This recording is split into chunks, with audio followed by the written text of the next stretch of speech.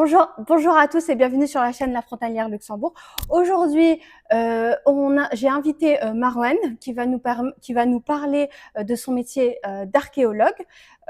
Bonjour Marwan, pardon. Bonjour Mariam, Merci d'être merci à venu. toi, merci beaucoup. Du coup, je vais rentrer vite dans le sujet.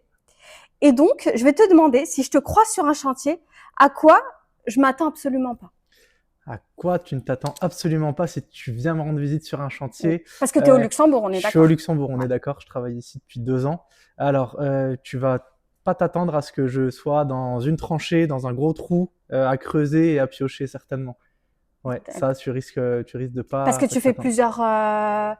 plusieurs chantiers en même temps ou Ouais, exactement. Je travaille au Luxembourg depuis 2 ans. Je suis Mhm. responsable d'opération, donc je dirige des opérations au sein du Grand-Duché. Et moi, je manage en fait aussi des équipes. Parce que, étant donné que j'ai plusieurs chantiers, je peux pas me trouver à plusieurs endroits au même moment. Donc, j'en ai un auquel je suis affecté et les autres où voilà, j'ai mes collaborateurs qui sont, on va dire, un peu sous mes ordres. Et à quel moment tu t'es dit je veux devenir archéologue? Très bonne question. Gamin déjà, rêve de gosse, l'influence Indiana Jones, l'influence Sidney Fox l'aventurière à la télé, et puis par la suite cette curiosité en fait qui m'a emmené à chaque fois que j'allais visiter, je sais pas, un musée, une forêt où il y avait des fossiles, et ben je regardais un petit peu ce qui se faisait et je voyais qu'il y avait des petits cailloux qui étaient un petit peu différents des autres et je m'intéressais et je posais des questions et c'est rentré un petit peu comme ça. Ça n'a pas été facile, mais au bout du compte on a réussi, voilà. Mais du coup, est-ce que tu pensais au Luxembourg de base? Parce que c'est un petit pays, donc on se dit peut-être qu'il n'y a pas, il y a pas ce métier-là dans ce pays-là. J'étais absolument pas au fait, je savais même pas qu'il y avait de l'archéologie au Luxembourg. Mhm. Pourtant, j'ai bossé dans pas mal de pays avant, j'ai étudié dans pas mal de pays aussi. Et le Luxembourg, c'est vraiment apparu comme par magie. Vraiment pas du tout au fait ce que faisait le Luxembourg en matière d'archéologie. J'avais des doutes évidemment parce que c'est une zone de carrefour entre tous les pays européens, en tout cas pour le Nord. Mais alors pas du tout ok, ni vraiment, je connaissais rien sur le Luxembourg à ce niveau-là. Et parce que de base, t'es d'où? Moi là-bas, je suis de Dijon, donc en Bourgogne, en France. Ah, c'est trop bien, j'ai fait mes études à Dijon. Ah bah, tu vois, incroyable. Ouais. Donc ouais, non, j'ai commencé à Dijon, puis après je me suis exporté en Suisse, en Angleterre, et puis aujourd'hui au Luxembourg. Ok, d'accord. Ah, même en Suisse, je vais poser des questions bêtes, hein, désolée, mais au moins comme ça, tout le monde aussi peuvent avoir les réponses. Mais même en Suisse, à Londres, il y a un marché à Ah prendre. ouais, ouais, clairement, il y a un énorme marché, hein. On est un peu en retard au Luxembourg. La loi sur l'archéologie préventive, alors on pourra détailler si tu le souhaites, l'archéologie préventive au Luxembourg, elle est vraiment institutionnalisée en 2022. Quand on a des pays comme la France ou l'Angleterre qui sont déjà au courant et sur ce processus-là depuis 30, 40 ans. Parce que c'est quoi du coup avant 2022? Enfin, c'est quoi la différence? Alors l'archéologie préventive, en fait, ça va être ce qui se fait dans 90% du cas en Europe. On a en, soit bien souvent en amont des chantiers, on Mhm. va dire de type construction, immobilier, etc., des archéologues qui interviennent avant ou pendant, histoire de voir ou non s'il y a des vestiges archéologiques qui sortent de terre pour éviter justement de ralentir des chantiers ou même de les bloquer dans certains cas, mais il faut que ce soit vraiment un cas exceptionnel, ce qui ne se fait plus aujourd'hui dans la grande majorité des cas. Mais voilà, on intervient avant en prévention. J'emploie souvent cette expression-là. Imaginez une bibliothèque qui brûle, et nous, on essaie de sauver le maximum de livres, et la bibliothèque, quoi qu'il arrive, elle sera brûlée. Donc, il y a plus on garde plus les vestiges dans la terre, on les récolte au maximum, ce qu'on peut récolter, et le chantier immobilier reprend ensuite. Ok. Et donc avant 2022, du coup, puisque Luxembourg c'était Ouais, 2022, il n'y avait pas ça. pas autant. Ok. Pas autant, pas avec une institution vraiment cadrée, pas un vrai cadre légal. Je t'en prie, excuse-moi. Non, désolée si je t'ai coupé, mais Pas de donc ça souci. veut dire qu'avant 2022, Ouais, par exemple, il y a, je sais pas, un immeuble qui se construit, ouais. il y a des vestiges, on continue, Pas tout le on s'en temps. fiche entre guillemets quoi. Pas d'une certaine manière, oui, le cadre n'était pas le même, donc Ok. les vestiges peut-être qui étaient là avant 2022 nous ont peut-être passé sous la main T'as malheureusement, peut-être mais raté des trucs j'ai de peut-être ouf. raté énormément de choses Ouais. effectivement. Ouais, c'est vrai. Et donc c'est une vocation depuis petit, du coup, Ouais, ce que tu me disais. exactement. Et il y a eu un déclic précis ou ça s'est fait sur en fait au fil du temps? Alors moi j'ai un parcours un petit peu atypique. Avant d'être archéologue, j'étais danseur. J'ai été Danseur en quoi? danseur de break, Ah, de break ok, dance. J'ai fait du d'accord. break à un certain niveau Mhm. et j'en ai vraiment fait une partie de ma vie qui m'a ramené en fait vers l'archéologie, mais longtemps après. Quand j'ai commencé dans ma petite bourgade à Dijon où je voulais justement devenir archéologue, j'étais pas très bon à l'école et on m'a dit faut que tu oublies, c'est des longues études, c'est des études compliquées. Et puis Ça bah m'énerve. Les profs qui disent tout de suite, faut que tu oublies. Ok, c'est pas parce qu'on est bon, qu'on n'est pas bon, pardon, ouais. mais ça veut dire qu'on n'est pas capable de faire quelque chose, quoi. Non, et on a cette mentalité en France qui est encore de mettre les gens dans des cases. Donc, Mm. une note va dire qui tu es, alors que pas Mm. du tout. Et en fait, ça, quand tu t'en rends pas compte, moi, j'ai pas eu l'entourage euh, nécessaire, propice à Mm. ce que je devienne archéologue. J'ai pas d'archéologue dans mon entourage quand je suis plus jeune. Et en fait, je grandis avec cette idée de, ben, les profs savent. Mm. Donc, bah, ils savent mieux que moi, puisque moi, je n'ai pas les diplômes, je n'ai pas les études. Et bah, force de dire que tu es nul, tu finis par le croire. Et t'orientes un petit peu bah, ta vision et ta vie Et dans du ce coup, là. c'est qu'est-ce qui te, enfin, à quel moment tu t'es dit, ah non, j'écoute pas les profs et je fonce. Bah, quand j'ai commencé à faire de la danse à haut niveau, en fait. Parce que la danse, en tout cas le break, tu vois des gens qui tournent sur la tête et qui sautent sur la main. T'es pas biologiquement apte à faire ça. Il y a personne qui, tu vois, enfin, c'est pas logique, si tu veux. Mm. Donc à ce moment-là, je me suis dit, bah écoute, moi je vais essayer. Donc j'ai commencé à réussir effectivement à tourner sur la tête, sauter sur la main et faire des mouvements dont le corps normalement n'est pas apte à le faire, n'est pas programmé pour le faire. Alors qu'aujourd'hui, bah, tu vois des gens marcher partout, il n'y a pas de souci, mais tu vois un mec qui saute sur la main, tu te dis, mais comment il fait ça? Mm. Ou des acrobaties. Et tu te dis, bah en fait, l'impossible, il devient possible. Et pourquoi, en fait, j'y arriverais pas de devenir archéologue? Et puis j'avais toujours ma mère à côté qui me disait, écoute, la danse c'est bien, mais oublie pas le diplôme.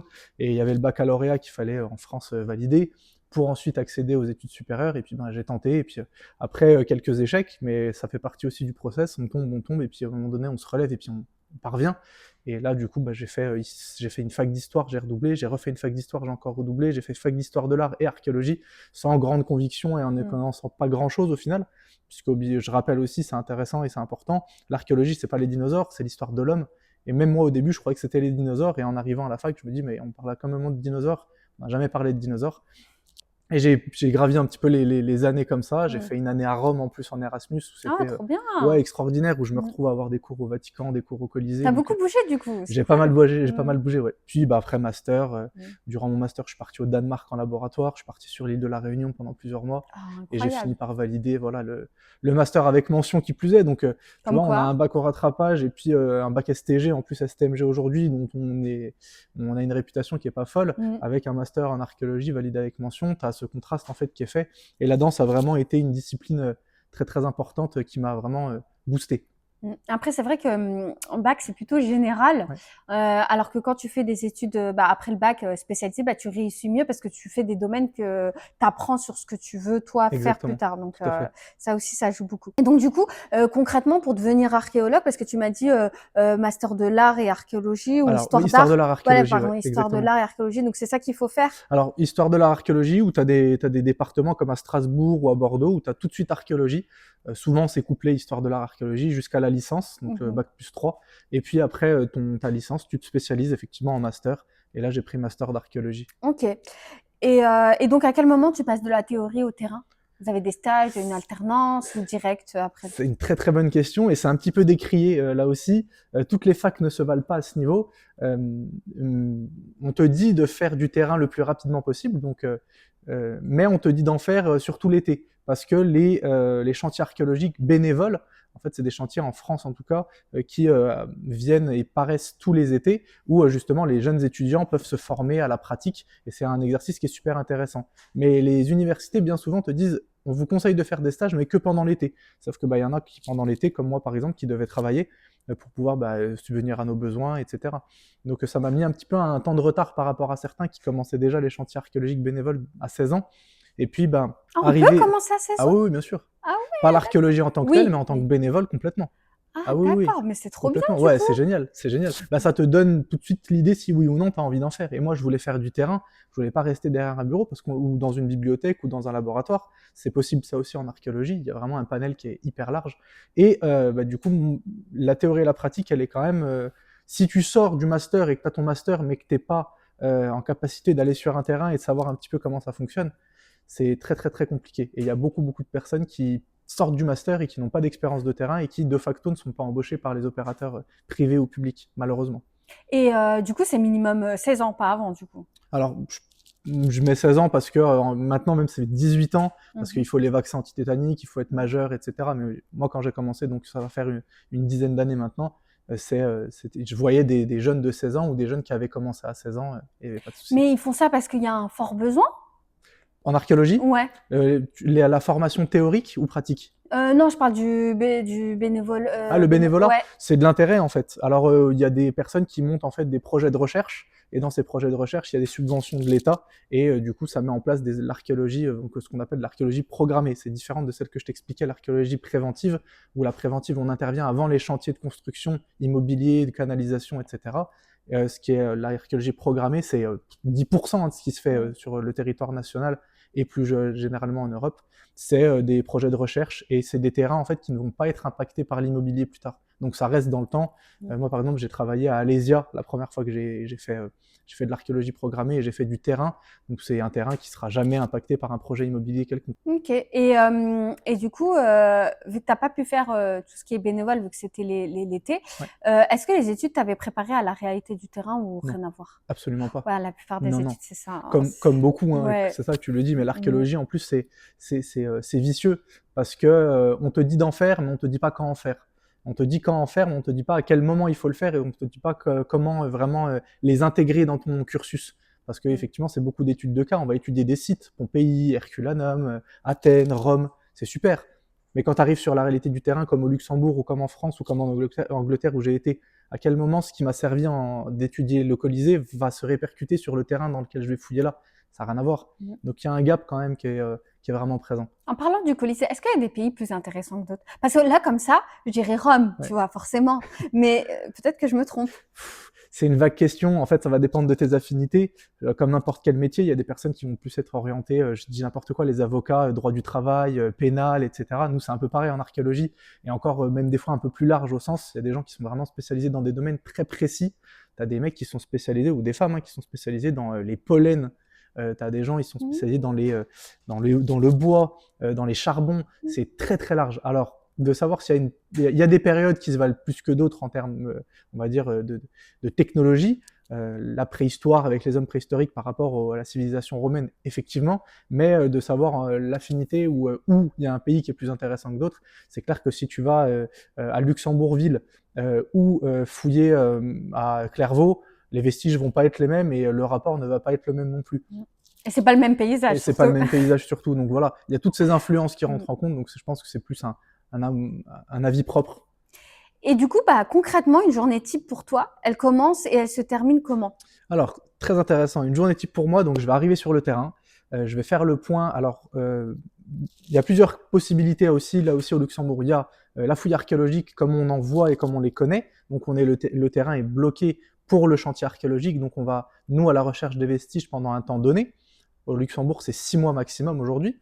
Donc on va récolter encore une fois le maximum d'informations. Il y a le diagnostic archéologique qui intervient avant la fouille archéologique. Je fais un petit peu dans le désordre, mais pour pouvoir contextualiser et pour pouvoir comprendre, faire un petit peu une mise au point.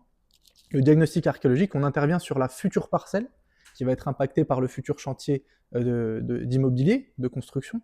On va creuser des tranchées à l'aide d'une énorme pelle mécanique et voir si oui ou non, investiguer s'il y a des vestiges ou pas. S'il y a des vestiges et que le potentiel est très intéressant, alors à ce moment-là, on prescrit une fouille archéologique.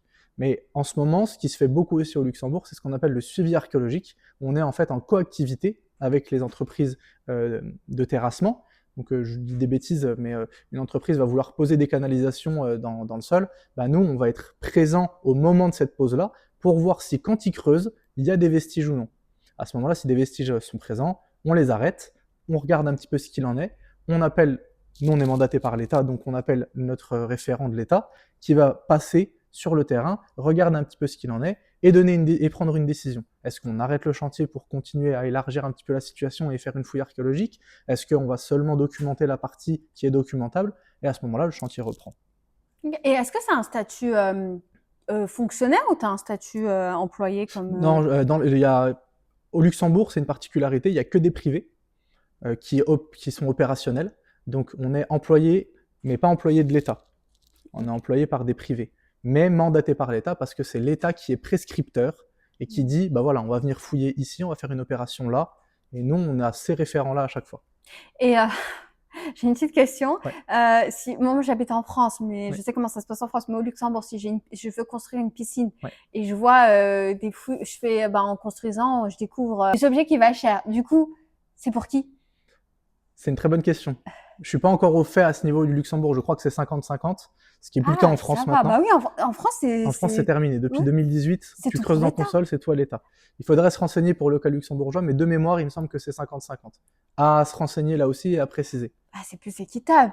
Parce qu'en France, c'est toi l'État alors que c'est toi qui as payé le terrain.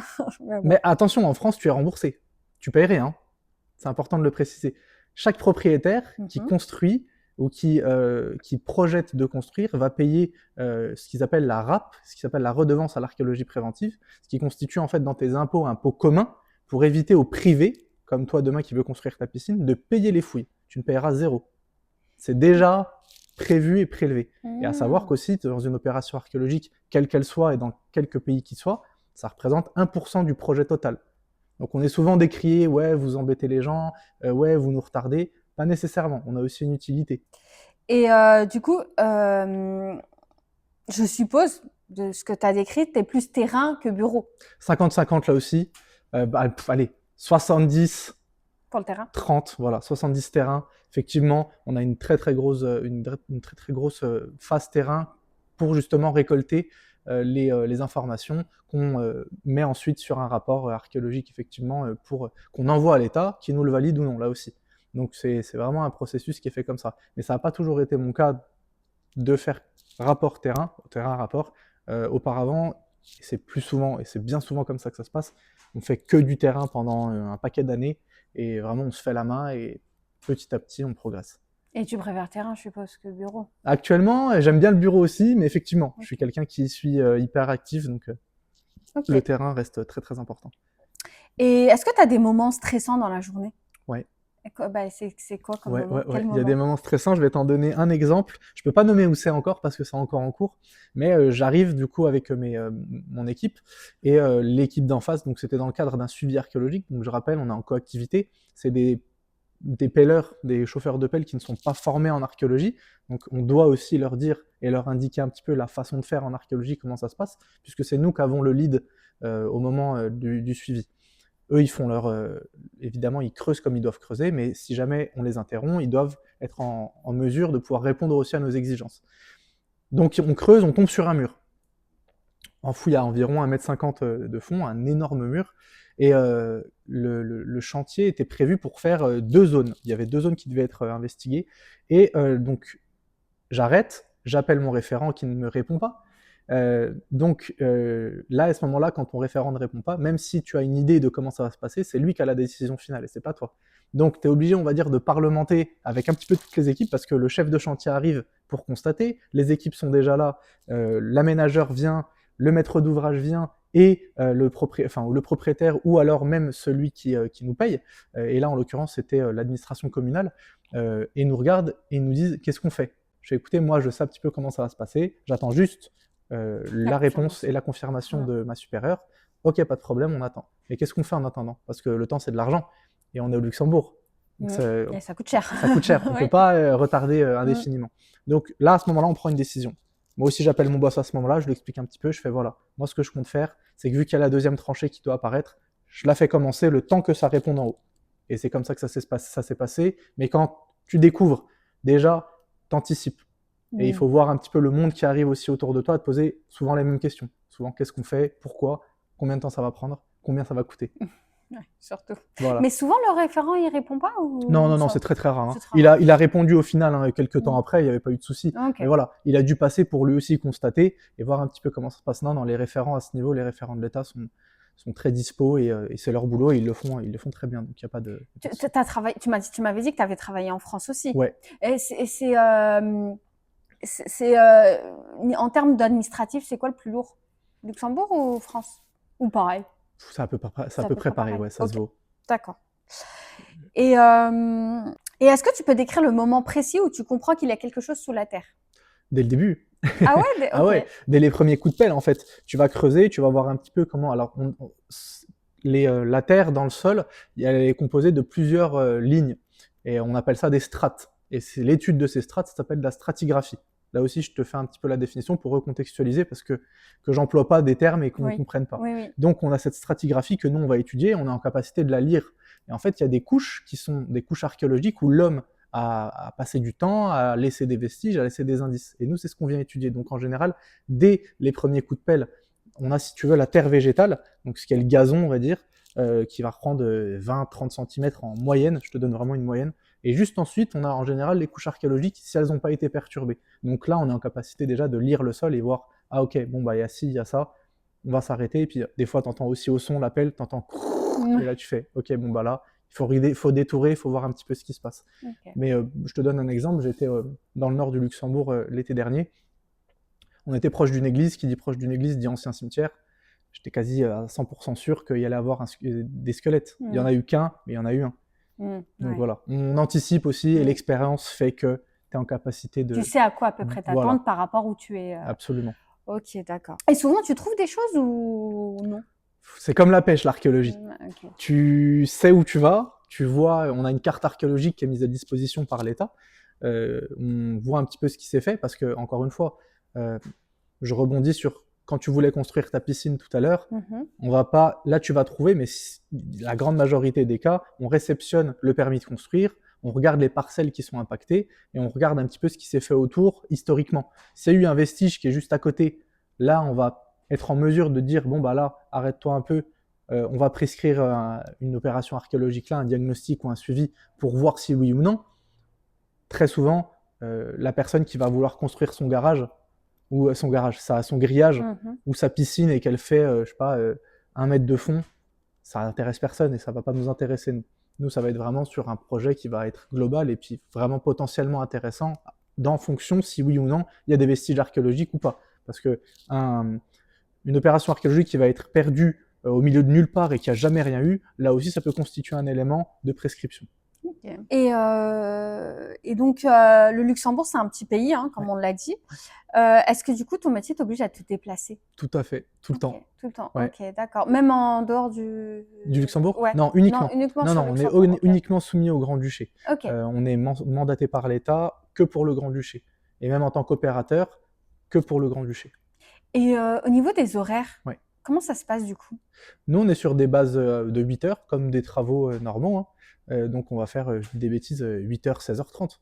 Oui, mais si à 16h, tu es en pleine découverte de quelque chose, tu vas dire ouais, à 16h30, je dois partir. Enfin, comment ça se passe? Tu prévois.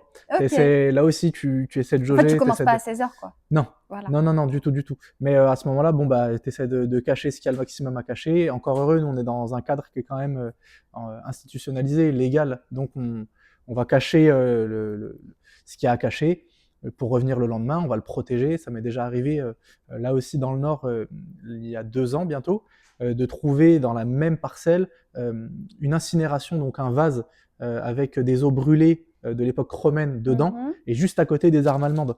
Et je pouvais pas la déterrer tout de suite, cette incinération, parce qu'il faut prendre le temps de la fouiller, de la prendre en photo, de la documenter. Tu la prends pas et tu l'enlèves, parce que sinon le contexte il est perdu. On parle des détectoristes, je prends le cas français, ceux qui viennent avec les détecteurs de métaux, nous ce qu'on va leur reprocher, c'est pas nécessairement de trouver l'objet et de vouloir le vendre. La valeur marchande, nous, ça nous intéresse pas. Ce qui nous intéresse, c'est le contexte dans lequel tu le mets.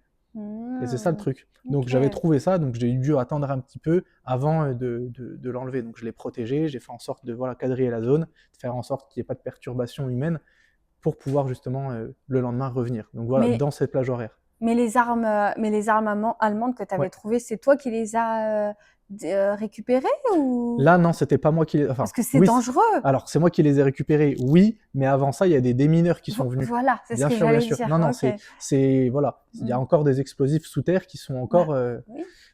qui peuvent encore exploser. J'avais eu le même cas à Londres quand je suis arrivé la première fois. J'étais en plein cœur de Londres, vers la gare Saint-Pancras, celle qu'on voit dans Harry Potter, pour ceux qui connaissent. Et j'étais vraiment à côté. Et Londres a été une ville qui s'est vachement fait bombarder pendant la Seconde Guerre mondiale.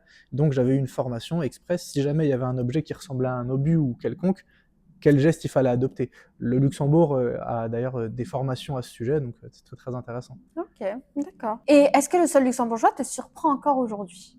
Ouais, Ah ouais, ouais, bien ok. sûr, Tu vois, bien sûr. comme quoi, on dit c'est un petit pays, Ouais. Mais il y a plein de choses. ouais. Il y a plein de choses. Faut imaginer que toute l'histoire de l'homme est répertoriée dans les couches du sol. Donc on part de la préhistoire d'il y a des milliers, 10 000, 20 000 ans à aujourd'hui. La Seconde Guerre mondiale pour vraiment, on va dire, donner un cadre. Donc imagine pendant tout ça, tout ce qui Ouais. s'est accumulé. Oui, mais du coup, ça veut dire que ton métier va plus exister plus tard. Plus tard, je sais pas quand ce sera, mais moi je serai déjà parti. Ouais, c'est dommage. Mais C'est des métiers qui sont voués à disparaître, mais finalement pas tant que ça, puisque l'archéologie, si tu regardes, c'était hier, à l'échelle de 50 ans. oui, oui, oui, mais là aujourd'hui, notre génération, Bah, qu'est-ce qu'ils trouveront on met plus rien. bah, ils Enfin, vont trouver des morceaux de Coca-Cola, des PlayStation, on ne sait pas, tu vois, oui, c'est mais ça vrai. peut être gage Oui. de quelque chose. Nous, il y avait des C'est choses qui vrai. nous paraissaient totalement Mhm. anodines aujourd'hui, Oui. enfin à l'époque, qui Oui. sont aujourd'hui intéressantes pour nous, tu vois. Ouais, c'est vrai. J'ai C'est vrai, retrouvé c'est vrai. en Angleterre ou même au Luxembourg des anciennes pipes en kaolin, tu vois, Mhm. qui ressemblent un petit peu à de l'os, à de l'ivoire, pour vraiment donner Mhm. un ordre d'idée. Et pourtant, bah, les pipes, elles étaient jetables avant. Ils les balançaient, ils en avaient rien à secouer. Puis nous, Ouais. c'est quand même un indice. Ouais, c'est vrai. Oui, mais c'est parce qu'en fait, à l'époque, il n'y avait pas, on filmait pas, enfin, là, on essaye d'apprendre l'histoire de ce Mhm. qui s'est passé, mais en reconstituant les Bien sûr. objets. Mais nous, maintenant, tout est filmé. Donc, Ouais. peut-être que, je sais pas, plus Ouais, tard. mais tu peux toujours supprimer ce qui est supprimable. Oui, Et c'est vrai. demain, je dis des bêtises, il y a eu une grosse faille, je ne sais pas, un gros bug au niveau électricité, tous les fichiers sont perdus. La capsule temporelle, elle n'existe plus, comment tu fais? Bah, tu dois te retourner vers ce qui est matériel. Ouais, c'est vrai. Puis même avec, je me dis, avec l'IA, et, qui peut faire des vidéos. Ouais, Donc, il faudra reconstituer la vérité, puisque les vidéos actuelles seront plus peut-être. exactement. Ouais, non, mais oui. C'est vrai, c'est vrai. Et du coup, une anecdote pardon, marquante ou improbable vécue sur un chantier. J'en ai deux que j'aime beaucoup. La première, c'est mon premier squelette que j'ai fouillé. Ça peut paraître morbide, mais pour un archéologue, fouiller un squelette, ça fait partie du job et c'est une étape importante. Euh, Moi, j'en avais jamais fouillé à ce moment-là et mon boss de l'époque me dit: est-ce que tu en as déjà fouillé? Je lui dis non. Et là, il me dit de facto, bah, va falloir apprendre. Je fais ok. Donc, un peu de pression. Et puis, en fait, en détourant un petit peu donc, le squelette, il n'y avait pas de tête. Il y avait un collier en perles de verre et il y avait deux chevalières en argent. Et le squelette datait de l'époque mérovingienne, donc on est dans les 800, 900 après JC, quoi. Ah Donc ça, ouais, oui. ça met une claque. Surtout Ouais. que moi, après, je l'ai prise en photo pour la documenter et je l'ai partagée à mes collègues qui, eux, étaient spécialisés dans l'étude justement des squelettes, ce qu'on appelle des anthropologues, des archéoanthropologues. Et ils m'ont dit, texto, Merwan, j'ai fouillé des squelettes, j'ai jamais trouvé un squelette aussi riche. Ah, voilà. Donc, première anecdote. Deuxième anecdote, Et c'était ton premier squelette. c'était mon premier Tu vois, squelette. comme quoi. C'était fou. Deuxième anecdote, c'était durant mon stage sur l'île de la Réunion pendant 6 mois. Et mon boss de l'époque, là aussi, me dit, écoute, Meron, on part demain chercher un pénitencier pour enfants en pleine jungle réunionnaise. Et je me retrouve dans la peau d'un Indiana Jones avec la machette, en train de couper bah, les fougères et de chercher effectivement ce pénitencier pour enfants du 19e siècle qu'on a réussi à retrouver. On avait les textes et on voulait s'appuyer sur les textes pour voir si c'était vraiment le cas. Et ça a été le cas. Derrière, il y a une fouille archéologique qui a été faite, auquel je n'ai pas participé, mais en tout cas, je suis à l'origine, on va dire, de ce petit morceau. Et voilà, t'apportes ta pierre à l'édifice. Et puis National Geographic derrière fait un reportage, un article là-dessus. Donc c'est incroyable. Hein. Ouais, ça c'était fou, ouais. Et il faut avoir quand même une patience. Hein. Ouais, faut être patient. Ouais, faut être patient et mon degré de patience à partir de 17h, il n'existe plus. Donc le soir à la maison, je suis un peu moins patient. Ouais, bah oui, tu m'étonnes. Le moment le plus fort de ta carrière jusqu'à maintenant. Le moment le plus fort de ma carrière jusqu'à maintenant, bah, là aussi texto, en arrivant au Luxembourg, d'obtenir un CDI, parce que malheureusement l'archéologie c'est un métier où les CDI sont pas légion. Pourquoi? Parce que c'est précaire en fait. C'est pas très bien rémunéré. On mise beaucoup sur la passion et la patience. Et puis c'est la compétition et on a beaucoup de personnes pour très peu de postes. Ce qui fait que tu as un effet entonnoir qui se crée. Non, j'aurais pas cru. Et ouais, pourtant. Franchement, je pensais qu'il n'y avait pas beaucoup D'archéologues. Ouais. Alors, parce qu'on les côtoie pas et que les chantiers archéologiques, généralement, c'est caché. En tout cas, c'est pas divulgué très facilement. C'est souvent après opération que c'est fait. Mais oui, il y a une compétition qui est rude et avec des salaires qui sont pas intéressants au départ. Et puis même des conditions qui sont pas folles. On est souvent en déplacement, on est présent quand il pleut, qu'il neige ou qu'il vente. Moi, ça m'est arrivé. Et vu qu'il pleut tout le temps au Luxembourg, Et mon vu qu'il pleut tout pauvre. le temps au Luxembourg, voilà, on trouve Ouais. des parades. Mais le Luxembourg, pour le coup, offre des très bonnes conditions, donc je peux pas me plaindre. Il faut avoir été ailleurs pour le constater.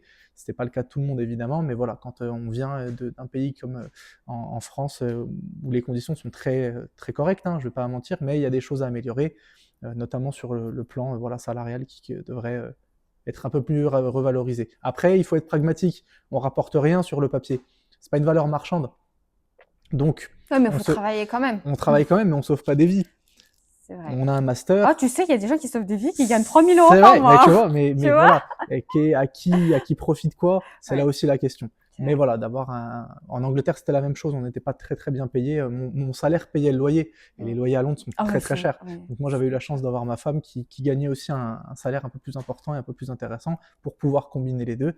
Mais c'est pas si simple qu'une vie d'archéologue. Quand voilà, minimum CDI pour la France, c'est 6 ans.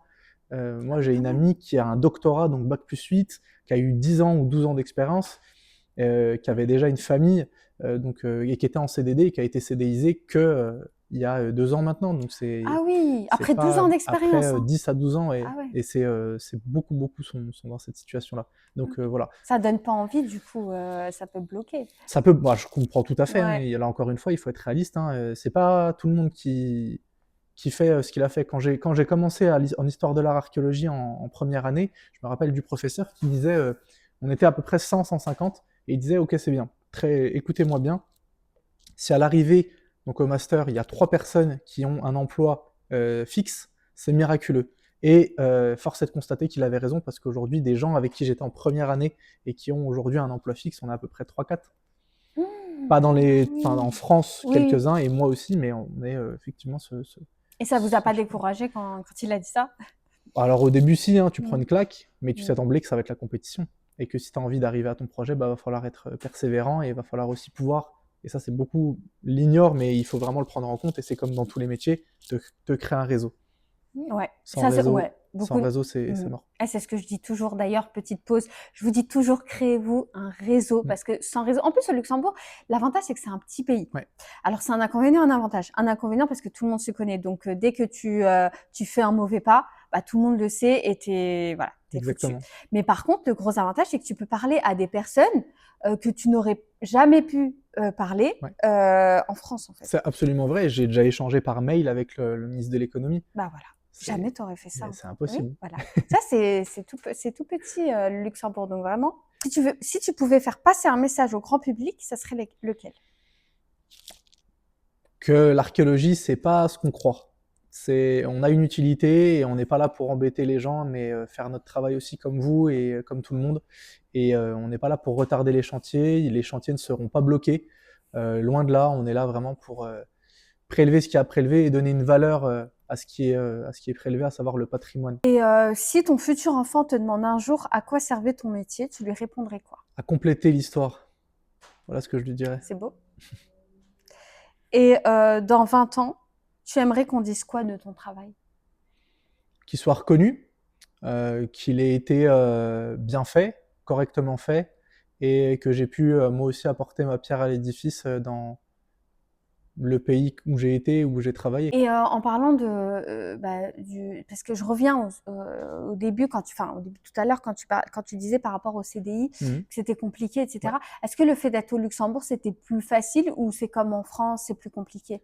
C'est là aussi une très bonne question. C'est difficile de vraiment dire parce que de ce que je constate avec le Luxembourg, et je vais comparer les pays où j'ai travaillé, Suisse, Luxembourg, France et Angleterre, le Luxembourg a un côté cosmopolite que moi je recherchais, a une progression professionnelle qui est plus rapide qu'en France. En France, on a quand même, si la personne d'avant, elle n'a pas eu, toi tu ne peux pas avoir. Il faut attendre que Yvonne de la Compta elle ait son augmentation pour que toi tu puisses l'avoir, ou qu'elle ait son CDI pour que toi tu puisses prétendre au CDI. Il y a cette hiérarchie en fait. Oui. En Angleterre, absolument pas. C'est même des fois un peu trop, parce qu'en Angleterre, tu peux être viré comme ça. Tu fais pas le taf un jour ou deux, le lendemain, tu prends tes affaires, t'y vas. Au Luxembourg, c'est un peu différent, ça allie un peu les deux. En Suisse aussi, tu peux partir très vite, hein, mais en Suisse, il y a quand même ce côté très très brut de décoffrage et il faut bosser, sinon on n'a pas. Au Luxembourg, pardon, je vais dire, c'est un peu les trois. Si tu bosses, tu as. Tu peux progresser aussi à la vitesse à laquelle toi tu désires à partir du moment où tu te fixes les objectifs nécessaires. Et il y a une hiérarchie pardon, qui est pas figée. On n'est pas sur de l'horizontal tout le temps.